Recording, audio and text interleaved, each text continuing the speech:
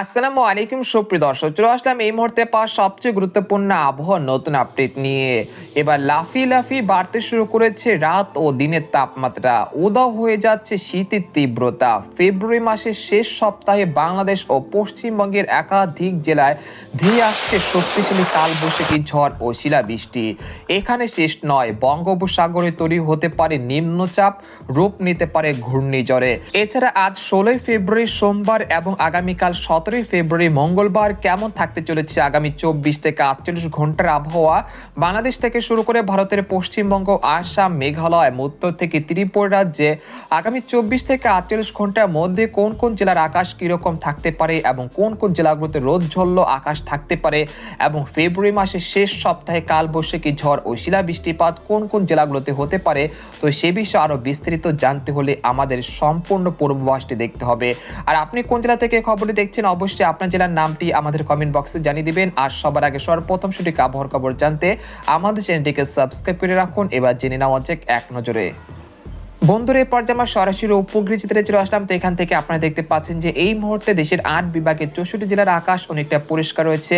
একই সঙ্গে গোটা পশ্চিমবঙ্গ, উত্তরবঙ্গ, আসাম, মেঘালয় এবং ত্রিপুরা রাজ্যের সবকটি জেলার আকাশ অনেকটা পরিষ্কার রয়েছে এবং দেশের আবহাওয়া পরিস্থিতি স্বাভাবিক রয়েছে। এবং গত কয়েকদিন ধরে দেশের কোথাও মেঘলা আকাশ এবং বৃষ্টিপাতের সম্ভাবনা না থাকলেও ফেব্রুয়ারি মাসের শেষ সপ্তাহে আসতে চলেছে শক্তিশালী কালবৈশাখী ঝড় ও শিলাবৃষ্টি, এবং সেই বৃষ্টিপাত কোন কোন জেলাগুলোতে হতে পারে সেই বিষয়ে আপনাদেরকে জানাবো।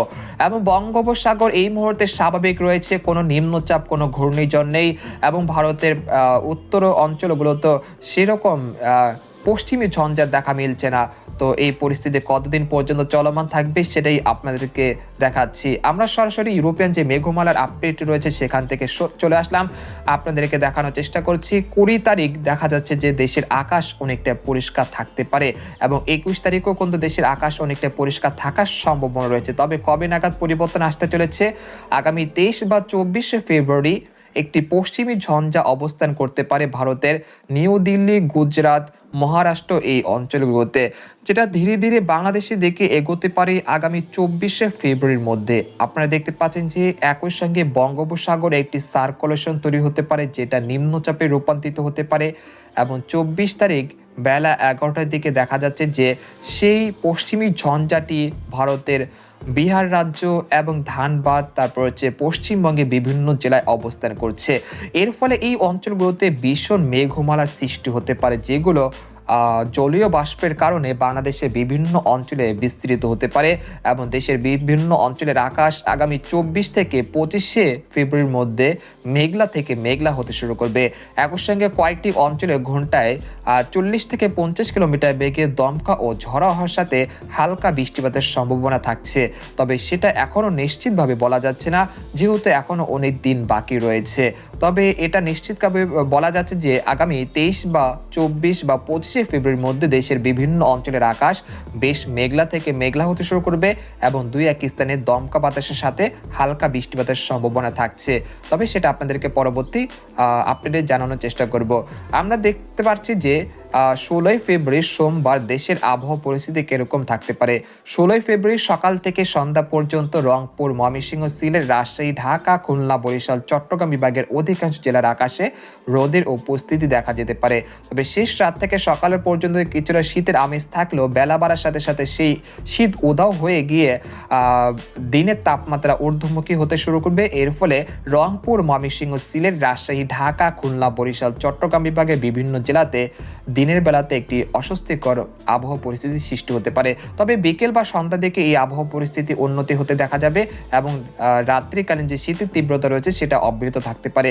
তারপর 17ই ফেব্রুয়ারি সেম পরিস্থিতি থাকতে পারে। তারপর 18ই ফেব্রুয়ারি পর থেকে দেশের তাপমাত্রা কিছুটা বৃদ্ধি পেতে পারে। যদি আপনাদেরকে এখানে দেখাই, দিনের সর্বোচ্চ তাপমাত্রা দেখা যাচ্ছে যে 18 তারিখ 30 ডিগ্রি সেলসিয়াসের কাছাকাছি চলে যাচ্ছে, এবং কোথাও কোথাও 31 ডিগ্রি সেলসিয়াসের কাছাকাছি দিনের সর্বোচ্চ তাপমাত্রা চলে যাচ্ছে। অর্থাৎ বলা যাচ্ছে যে আগামী 18 তারিখের পর থেকে এই বছরের মতো শীতকাল কিন্তু বিদায় নিতে শুরু করেছে, এবং গরম অর্থাৎ গ্রীষ্মকালের সূচনা ঘটতে চলেছে আগামী 18 ফেব্রুয়ারি বুধবার থেকে। আর 18 ফেব্রুয়ারি বুধবার দেশের আকাশে পবিত্র রমজান মাসে চাঁদ দেখা যেতে পারে, যদি আকাশ পরিষ্কার থাকতে পারে। আপনাদেরকে আমাদের ধারণা অনুযায়ী আগামী 18 ফেব্রুয়ারি বুধবার সন্ধ্যায় বাংলাদেশের আকাশ অনেকটা পরিষ্কার থাকতে পারে। যদি আপনারা সেদিন চাঁদ দেখতে পান তাহলে অবশ্যই আমাদের কমেন্ট বক্সে জানাবেন। আর এইসব রমাদানের যে আপডেট রয়েছে সেগুলো জানতে আমাদের ভিডিও আছে, সেগুলো দেখবেন অবশ্যই। আপনারা দেখতে পাচ্ছেন যে 19শে ফেব্রুয়ারি বৃহস্পতিবার দুপুর 1টা দিকে চলে আসলাম। আসার পর দেখতে পাচ্ছি যে দিন ও রাতের তাপমাত্রা কিছুটা বৃদ্ধি পেতে পারে। তারপর 20 তারিখ থেকে দেশের তাপমাত্রা অনেকটা বৃদ্ধি পেতে পারে এবং 22 থেকে 23শে ফেব্রুয়ারি পর্যন্ত দেশের তাপমাত্রা কিছুটা বাড়ার সম্ভাবনা রয়েছে। তবে সে বিষয়ে এখনো নিশ্চিতভাবে বলা যাচ্ছে না। এই মুহূর্তে আরেকটি পূর্বাভাস দেখানোর চেষ্টা করছি। এখানে আমরা চলে আসলাম তাপমাত্রার যে মডেলের পূর্বাভাস রয়েছে সেখান থেকে 17 বা 18 তারিখ দেখা যাচ্ছে যে দেশের তাপমাত্রা অনেকটা বৃদ্ধি পাওয়ার আশঙ্কা রয়েছে এবং 17 বা 21 তারিখে দেখা যাচ্ছে যে দেশের তাপমাত্রা অনেকটা বৃদ্ধি পেতে পারে। আর যদি বায়ুমোড়ের চিত্র যদি দেখায় তাহলে এই মুহূর্তে দেশের কোথাও দমকা বাতাস বা ঝড়ো হওয়ার সম্ভাবনা নেই। তবে 16 তারিখ ঢাকা, খুলনা, বরিশাল, চট্টগ্রাম বিভাগের 2-1 স্থানে কিছুটা দমকা বাতাস হতে পারে, তবে মেঘলা আকাশ এবং বৃষ্টিপাতের সম্ভাবনা তেমন নেই।